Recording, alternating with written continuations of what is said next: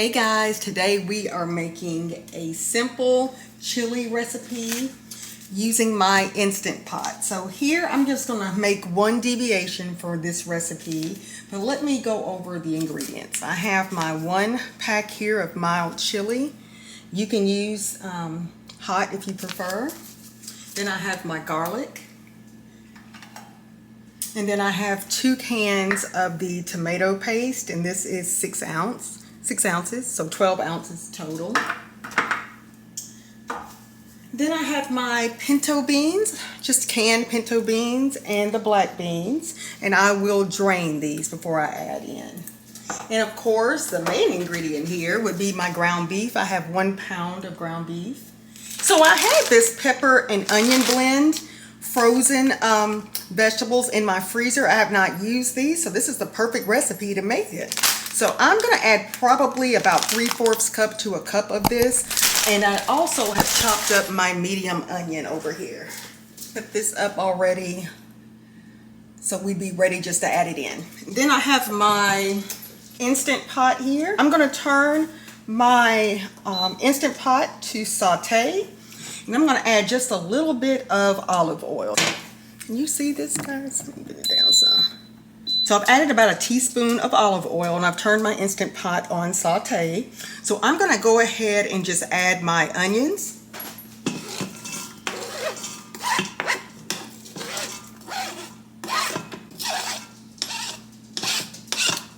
I didn't want to use my hand because that smell last time was on me forever. I love some onions, but this is a strong baby. And this is a medium onion. And once this starts cooking some, I will then add in the garlic. I don't want to add it in too soon because I don't want it to burn. All right, these are starting to cook here. I'll allow these to cook for probably about 3 minutes or so. And I'll go ahead and cover this so the onions can cook faster, okay? It smells good. I love the smell of onions. Love it. I am so excited for this fall.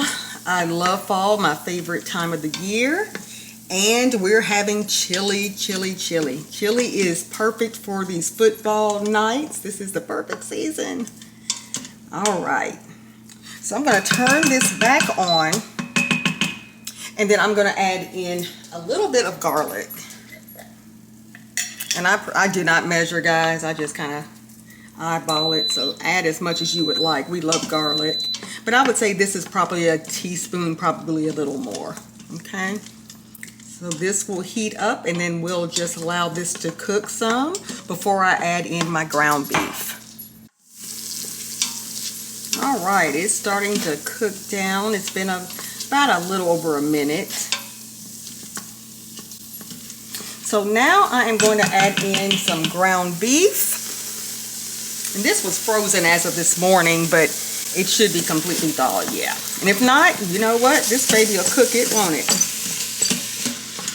All right, so we're just going to allow this to cook now for a few minutes. I'm going to cover my Instant Pot and allow it to cook probably for about 4 minutes. But I'll just check periodically to make sure the ground beef is fully cooked. And then we'll drain and go on to the next step.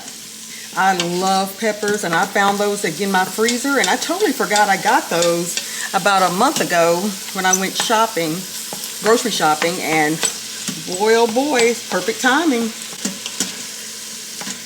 Perfect timing. Are you guys football fans? Do you have a favorite team? I'm obviously, as you see here in my shirt, Cowboys all day.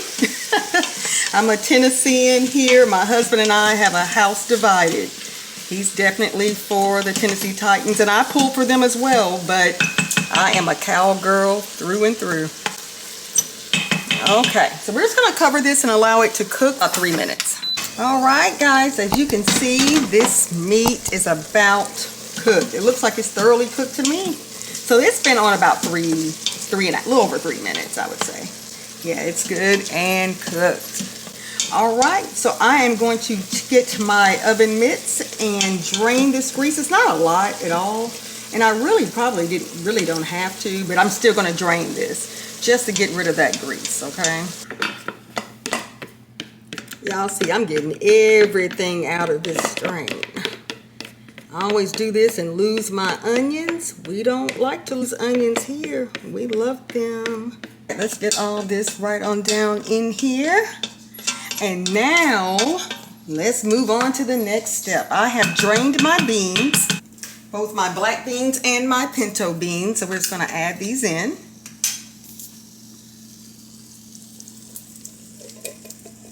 Okay, all that in. And the beauty of the Instant Pot is you pretty much just dump and cover, and it's done in no time.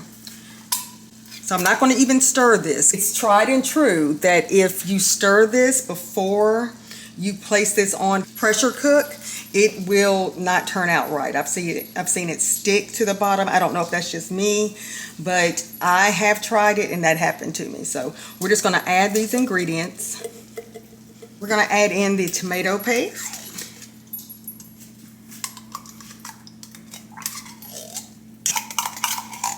I have been looking forward to some chili. We have been getting really chilly at night, pun intended. Pretty cooler weather has come our way, I'll say, and it has been great. It's a little warmer today, but it's going to cool back down, and I'm all for it. I love chili anytime during the year, but it's the best during the fall and winter months for us. All right, so I have the 2 cans of my tomato paste. Sorry for the noise here. And for each of these cans, I'm going to fill this up 3 times. So it's going to be a total of 6 of these cans. And then next, I am going to add in my chili packet. I always use McCormick's. I'm a McCormick gal. So that's what we're using. Feel free to use any brand of choice. Now this, I'm just going to use 1 packet because on the instructions it says it's for 1 pound of ground beef, and I used about 1.27 pounds. Okay, so I'm just going to add this in, and again, not stirring. Just kind of add that in. And then finally, now that it's pretty much thawed some, this is about a cup of the green peppers, red peppers, and onions. This is still frozen. I'm just going to go ahead and add it in. You can add it in later if you like, but it's going to get soft anyway, and that's kind of how we want it. So this is 1 cup. I really, I think I should add more. 1 cup really wasn't a lot. Let's try this. Let's do a couple. Oops, that'll work too. You can really use this whole bag if you wanted to, but I'm not going to go that far. So let me say that was about 2, almost, I'm going to do 3 cups. I'm going to save some for another recipe, okay? And this is optional. So the McCormick packet has quite a bit of the seasonings in it, but I am a seasoned gal, and I like to go in with more seasoning, okay? So I am going to actually, my husband and I love this stuff. The Goya adobo seasoning. It's amazing, and it blends well with everything. We love it. So I'm just going to add just not a whole lot, because I don't want it to overpower the McCormick packet. But I'm just going to add the dynamic duo, the onion powder and garlic powder as well. I just like my stuff seasoned. Ooh, big time. All right, so that was the onion powder. Where's my garlic? I have this camera set at an awkward location.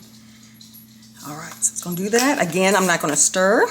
And of course, I always add some black pepper. Now, you can add chili powder if you'd like. I'm not going to do that, but you can.